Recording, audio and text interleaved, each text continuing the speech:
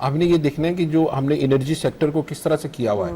Energy sector को हम fuel based है, हाइड्रो बेस्ड है और कोल बेस है, और ये आपके रिन्यूएबल एनर्जी है। रिन्यूएबल इतनी हवा चलती है, एटलीस्ट कराची में तो सोलर और रिन्यूएबल एनर्जी को हम, मैं ये कहूँगा कि हम तो ये कह रहे हैं कि जो ब्यूरोक्रेसी है, पॉलिटिशियन है, हमारी सोसाइटी में प्रॉब्लम है। मैंने ये सवाल किया था अभी, ये हमारी सोसाइटी में प्रॉब्लम। देखिए कुंडे पे बिजली चल रही है, मेन होल हम लगाते हैं, मेन होल लगाते हैं, मेन होल चोरी कर लेते हैं, ढकने चुरा के ले जाते हैं, तार काट लेते हैं। तो हमारी सोसाइटी को पूरा ये जो सोशल कॉन्ट्रैक्ट है, we need to rewrite that social contract. लेकिन आज तक अवाम के लिए कोई ऐसी मुआशी पॉलिसी मुरतब नहीं हो सकी कि अवाम जो है वो सुख का सांस ले सके।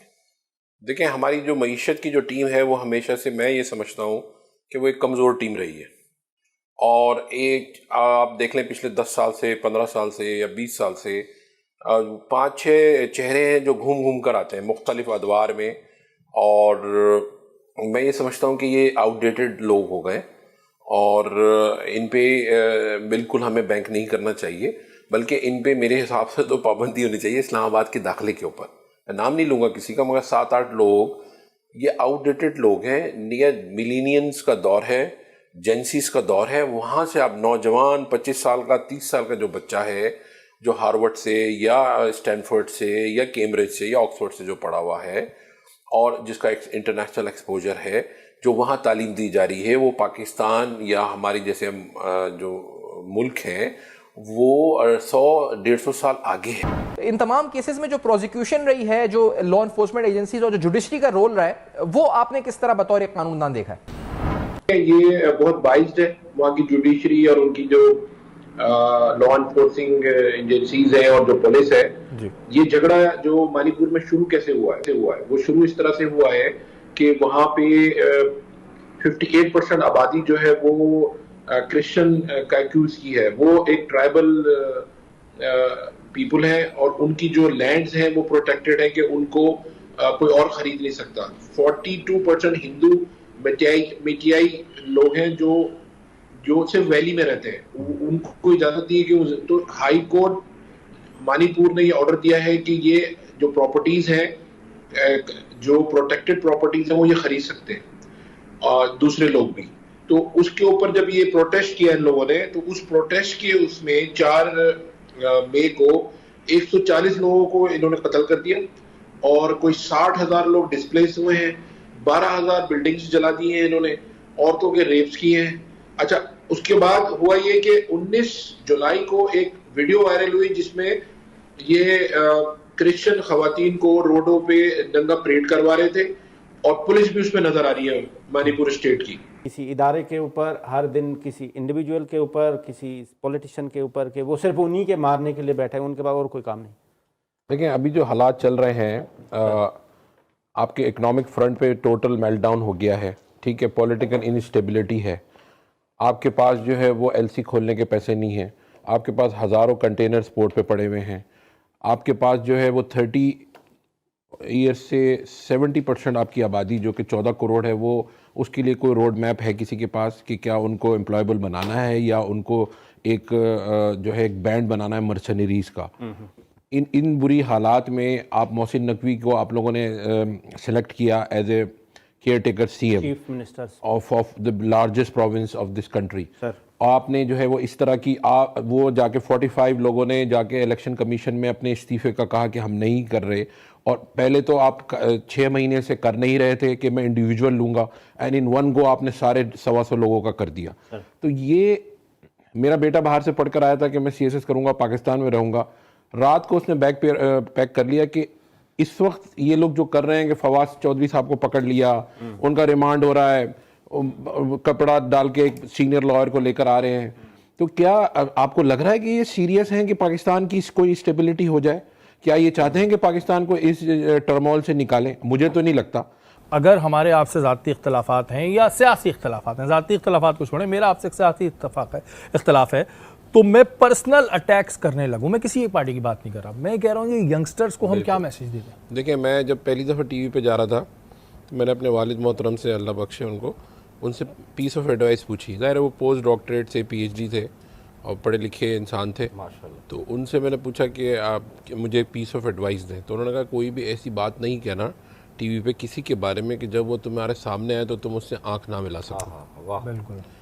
तो मैं तकरीबन 12, 14, 15 साल से ऑन एंड ऑफ आता रहता हूँ, तो पर्सनलाइज्ड बात मैंने कभी नहीं की और ना मैं करूँगा। हम देखें, हमारा काम है पॉलिसीज़ को क्रिटिसाइज़ करना, बिल्कुल। और जिस तरह का बिहेवियर मोहतरमा मरियम साहिबा ने अडॉप्ट किया हुआ है उसको हम क्रिटिसाइज़ करेंगे, चूँकि वो पर्सनल अटैक्स करती हैं।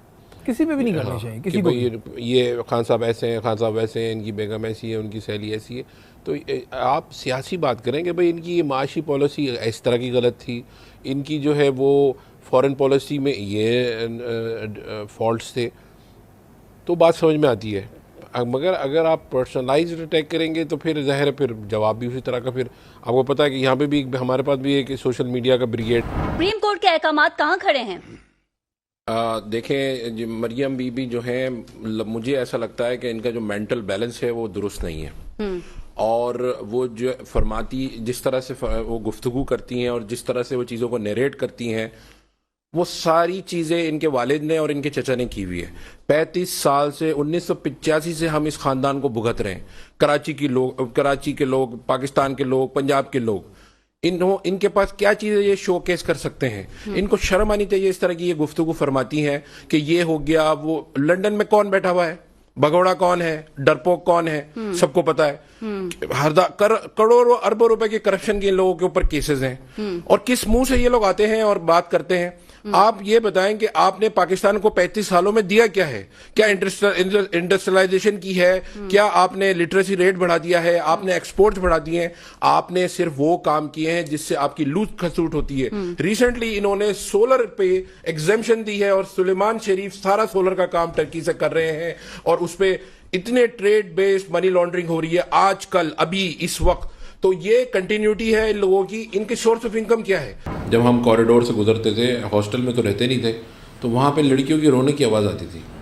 सिंध मेडिकल कॉलेज के हॉस्टल में बाहर निकलते थे, और जो लड़की समझ में आती थी कंधे में डाल के ले जाते थे। एक कब की बात है, कौन थे ये लोग? जो हॉस्टल में रहते थे, पुलिस वाले थे? नहीं, हो स्टूडेंट से सिंध मेडिकल कॉलेज के। कौन सी सियासी जमात से थे? किसी सियासी जमात के नहीं थे, वो सब जो हॉस्टल में रहते थे उन्होंने अपना एक वो बना रखा था, गैंग बनाया हुआ था। हाँ। अच्छा, फिर ये कि जब हम थोड़े से मजबूत हुए और थोड़े से ताकत में आए, ब्रूसली बन गए आप, तो उनको समझाया कि आप लड़की मत उठाना। तो उन्होंने कहा नहीं, हम तो फिर भी उठाएंगे। तो वहाँ पे जो पंजाब, वो जो सेटलर्स थे ना अंदरूनी से, वो भी रहते थे। तो उन्होंने आके बताया कि भाई वो कुड़ी आ गई है। तो फिर हमने मदद ली लाइंस एरिया MQM की यूनिट की, और फिर उन्होंने आके जो है ना वो लड़कियों को रेस्क्यू किया, और वो फिर ये काम होना बंद हुआ। काफ़ी लड़ाई झगड़ा हुआ इस पर, कॉलेज बंद हो गया, ये हो गया, मगर हमने फिर भरपूर अपनी बहनों की, अपनी बेटियों की इज़्ज़त के लिए इस काम को हमने बंद करा दिया। आप जनरल अयूब का दौर देख लें, आप जनरल ज़िया का दौर देख लें, आप जनरल मुशर्रफ का दौर देख लें, तो पॉलिटिकल स्टेबिलिटी भी रही है, आपके फॉरेन एक्सचेंज, फॉरेन रिजर्व्स भी बढ़े हैं, एम्प्लॉयमेंट्स भी हुई है, क्रिएशन ऑफ वेल्थ भी हुई है, जनरेशन ऑफ जॉब्स भी हुई हैं, इंडस्ट्री ने भी ग्रो किया है। बाकी ये जो पॉलिटिशियंस हैं, ज़ाहिर है मेरे हिसाब से तो चाहे वो कोई भी पार्टी हो, वो up to the mark deliver कर नहीं सके। अब उसके क्या रीजंस हैं वो लोगों को पता है।